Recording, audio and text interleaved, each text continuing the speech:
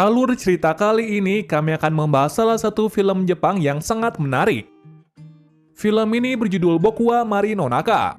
Film ini berkisah tentang seorang pemuda penyendiri yang bertukar tubuh dengan seorang gadis populer. Film ini dibuka dari seorang pemuda yang bernama Komori Isao.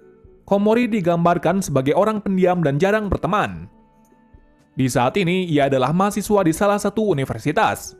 Namun sayangnya ia jarang masuk ke kelas, dikarenakan ia sudah muak dengan dirinya yang tidak mempunyai teman sama sekali. Jadi saat ini kesehariannya hanyalah bermain game saja. Pada waktu yang sama pula ia ingin merubah dirinya. Namun saat ingin memulainya ia tidak bisa. Mulai dari situ ia pun menyendiri dan tidak bersosialisasi lagi. Di suatu hari saat sedang berbelanja di supermarket, Komori sengaja bertemu dengan seorang wanita yang sangat ia kagumi. Dan sejak saat itu ia pun sering memperhatikannya. Anehnya gadis itu berbelanja setiap hari di supermarket. Komori yang mengetahui hal itu pun merasa senang. Dan sejak saat itu Komori selalu mengikuti dan memperhatikannya. Namun di sini Komori tidak menyatakan perasaannya. Bukan karena takut, malahan ia ingin memperhatikannya dan mengikutinya saja. Setahun berselang, Komori masih tetap memperhatikan tanpa mengungkapkan perasaannya. Di waktu saat Komori mengikutinya, secara tersengaja gadis itu menyadarinya. Lalu adegan bersingkat lagi saat di pagi hari, di mana Komori dikejutkan dengan tubuhnya yang berubah ke gadis yang ia kagumi. Hal tersebut membuatnya senang dan sedikit syok. Jadi kejadian saat ini, Komori dan gadis yang ia kagumi bertukar tubuh. Ternyata gadis yang Komori kagumi bernama Yoshizaki Mari. Di sini Komori memiliki kepribadian yang menarik, di mana ia tidak mau melihat tubuh dari orang yang ia kagumi. Jadi saat berganti pakaian, ia selalu menutup matanya. Setelahnya Komori pun melakukan apa yang seharusnya Mari lakukan. Mulai dari sarapan pagi bersama keluarga dan berangkat sekolah. Di sekolah, Mari dikenal sebagai seorang gadis yang memiliki banyak teman dan populer. Jadi saat ini Komori harus berperilaku sebagai perempuan yang anggun. Singkat cerita, Mari alias Komori pun berpura-pura menjadi Mari. Namun di waktu yang sama pula ada orang yang mencurigainya. Orang itu adalah salah satu kelasnya yang bernama Yori Kakiguchi. Pada saat itu, Komori mencoba untuk menghindarinya. Namun Yori tidak membiarkannya. Lalu secara tak terduganya, Yori memberi pertanyaan kepada Komori tentang apa yang disukai Mari. Nah, di sini Komori tidak bisa menjawab pertanyaan tersebut. Namun yang membuat Yori curiga adalah Mari tidak pernah berkata kalau dirinya itu imut. Atas hal tersebut, Komori pun mengaku kalau dirinya bukanlah Mari. Setelahnya Komori menjelaskan kejadian yang sebenarnya, bahwa ia secara tak sengaja bertukar tubuh dengan Mari. Di waktu itu juga terungkap kalau Yori selalu mengawasi Mari di setiap hari. Jadi ia tahu apa yang disukai oleh Mari. Selain itu, Yori masih belum mempercayai kalau Mari telah bertukar tubuh. Untuk itu, Komori membawa Yori ke tempat kosnya. Di sana Komori menjelaskan identitas yang sebenarnya. Secara tak terduganya, tiba-tiba Komori yang asli datang, dan itu membuat mereka terkejut. Lalu untuk mengetahui kebenarannya, Komori bertanya kepada Komori yang asli apakah dirinya adalah Mari. Namun anehnya, Komori yang asli tidak mengetahuinya. Hal itu membuat mereka kebingungan. Setelahnya, mereka berdua pun mencoba mencari informasi dari kamar Mari. Setelah beberapa lama, mereka menemukan nota pembelian yang cukup banyak. Ditambah Mari juga memiliki majalah dewasa. Hal tersebut membuat Komori terkejut. Dan anehnya, majalahnya seperti yang dibeli oleh Komori. Jadi kesimpulannya, saat ini mereka tidak menemukan keberadaan dari jiwa Mari. Selanjutnya mereka pergi ke toko penjual majalah dewasa. Saat di sana, mereka langsung bertanya kepada penjual, apakah dirinya selalu membeli majalah di sini. Penjual tersebut menjawab kalau dirinya selalu membeli buku setiap 1 bulan 2 kali. Hal itu membuat mereka kebingungan lagi, karena ternyata Mari benar membeli majalah tersebut. Di saat itu, Komori berprasangka kalau Mari mengikuti apa yang ia lakukan. Contohnya adalah hal tersebut. Namun di sini Yori masih menyangkalnya, dengan alasan Mari bukanlah orang yang seperti itu.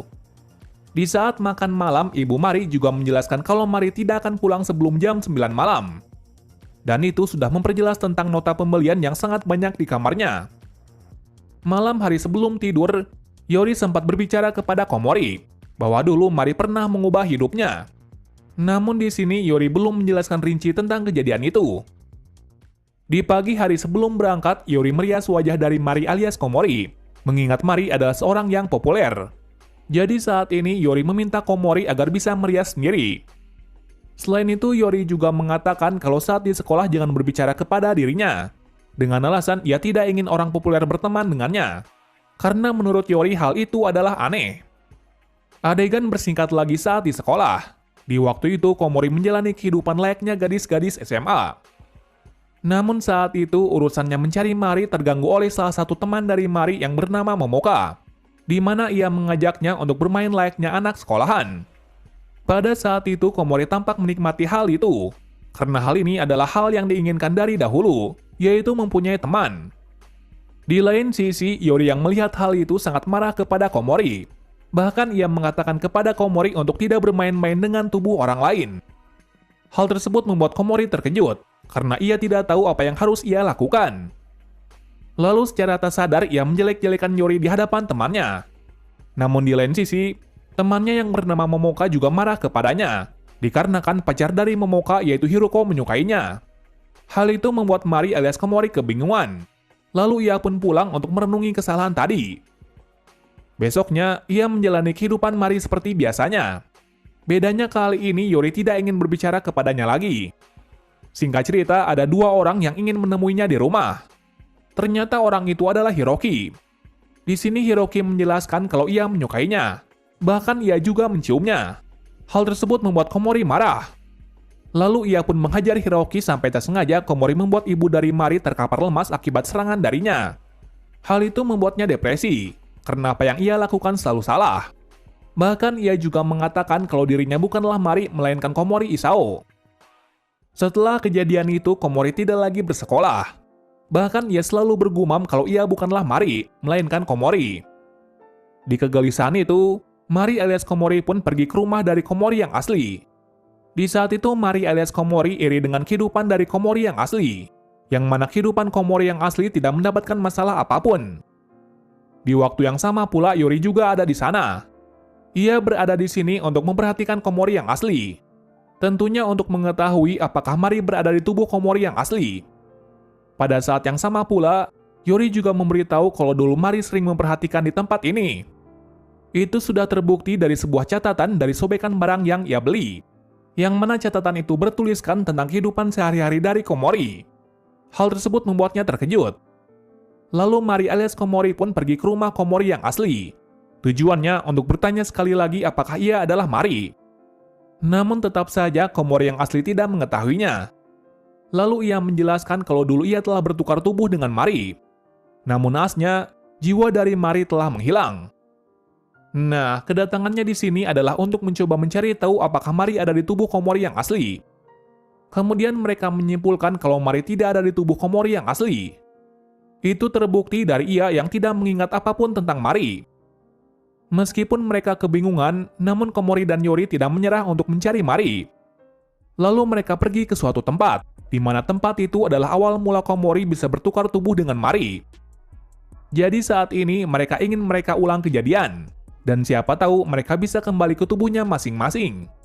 Namun ternyata usaha mereka gagal. Di tengah kepusingan itu, mereka pun kembali ke rumah dari Komori yang asli untuk bermain game, dengan alasan untuk menenangkan suasana yang terjadi. Setelah pulang, Komori dikejutkan dengan perilaku aneh dari kedua orang tua Mari, yang mana orang tuanya terlihat tidak memperhatikannya. Hal tersebut membuat pikiran dari Komori menjadi pusing. Lalu secara tak sengaja, Komori mengatakan kalau dirinya tidak ada yang memperhatikan sama sekali, sekalipun orang tuanya sendiri. Hal tersebut membuat Komori marah dan merenungi tentang kejadian-kejadian sebelumnya. Lalu secara tak sengaja tiba-tiba ada sebuah telepon dari Mari, namun itu hanya sekejap saja. Besoknya di sekolah ada kejadian tak terduga, di mana teman dari Mari yaitu Momoka mengetahui kalau Mari bersama dengan orang rendahan. Hal tersebut membuat Yori marah. Lalu dengan emosinya yang meluap, ia pun mengatakan kalau Momoka mau berteman dengan Mari, dengan alasan Mari memiliki paras yang cantik. Jadi atas kejadian itu, Mari dan Yori pun telah dijauhi oleh teman sekelasnya. Lalu setelahnya, Komori bertanya kepada Yori, kenapa dulu ia tidak mau bertemu langsung dengan Mari. Di saat itu pula, Komori berprasangka kalau Yori bukan takut. Malahan ia tidak berani jika Mari mengetahui sifat aslinya. Di samping itu, ia juga meminta Yori untuk menginap di rumahnya, dengan alasan pasti Mari yang asli akan menelponnya. Atas hal tersebut mereka pulang bersama. Namun di saat pulang ada kejadian tak terduga lagi, di mana Komori secara tak sengaja masuk ke dalam rumah dari Yori. Ternyata Yori mempunyai masalah dengan keluarganya. Atas hal tersebut Yori pun sangat marah dan tidak menemuinya. Dan untuk menenangkan dirinya, Komori pun menuju ke rumah dari Komori yang asli. Di sana ia juga meminta kepada Komori yang asli untuk merubah sikapnya. Jika seperti itu, maka dirinya tidak akan bisa berubah. Di hari berikutnya, Komori alias Mari menemui Yori untuk meminta maaf. Di saat itu pula, Yori juga menjelaskan tentang masalah keluarganya, di mana ia selalu membatasi diri dengan keluarganya, dengan alasan ia hanyalah tokoh sampingan saja, yang berarti ia tidak ingin mengganggu kakak dan keluarganya. Jadi ia merasa dirinya tidak diperhatikan oleh keluarganya. Namun suatu hari, ia bertemu dengan seseorang yang bisa merubahnya. Orang itu tak lain adalah Mari. Nah, setelah mendengar penjelasan tersebut, tiba-tiba Komori mengingat sesuatu, di mana ia teringat ingatan Mari saat bertemu dengan Yori pertama kali. Bahkan ia bisa menjelaskan secara rinci di saat kejadian itu. Atas hal tersebut, Yori menyimpulkan bahwa Mari bukanlah bertukar tubuh, melainkan jiwa Mari ada di tubuhnya.